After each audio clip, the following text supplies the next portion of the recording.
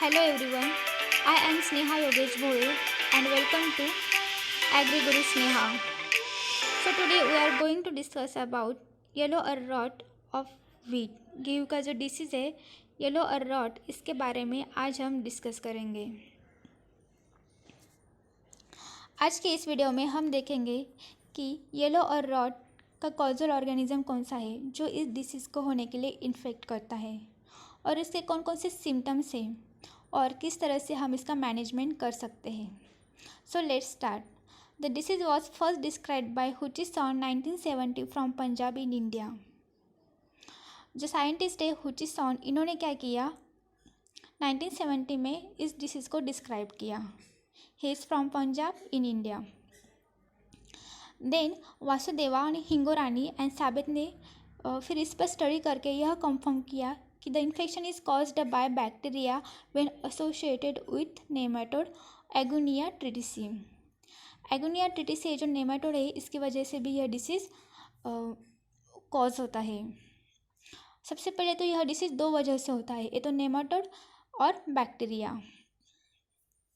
एगुनिया tritici also known as wheat seed gall nematode. This is very important. इसका दूसरा name क्या है? Wheat seed gall nematode.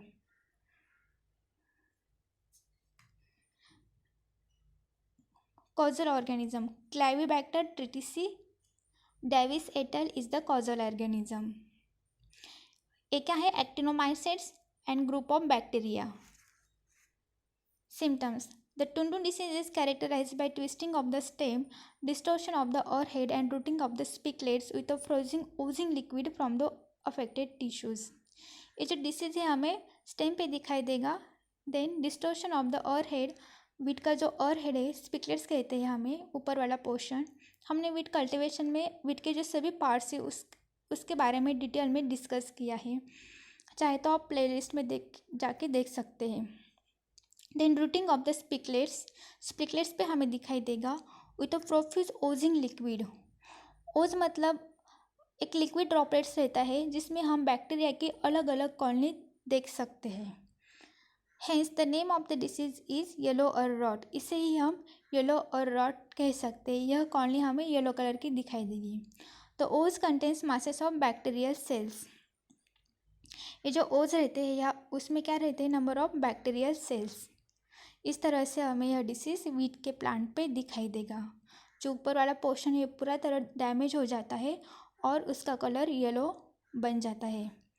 Okay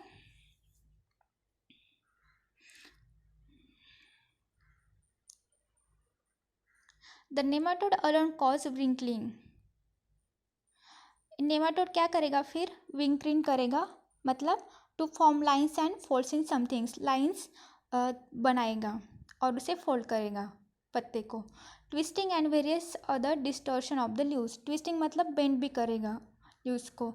the other distortion of the leaves and stem और leaves को distort कर देगा। And also form small round galls on the leaves. और leaves पर हमें राउंड गॉल्स दिखाई देंगे। Okay the infected plants are shorter than and thicker than healthy plants. जो हेल्दी प्लांट रहते हैं उनसे इन्फेक्टेड प्लांट्स कैसे रहेंगे? As compare to short and thick. In the distorted heads dark galls are found in place of kernels और heads पे हमें dark galls दिखाई देंगे। The infected plants produce more tillers than do the healthy plants. As compare to healthy plants हमें जो infected plants रहते हैं उन पे ज़्यादातर टीलर्स दिखाई देंगे। Disease management.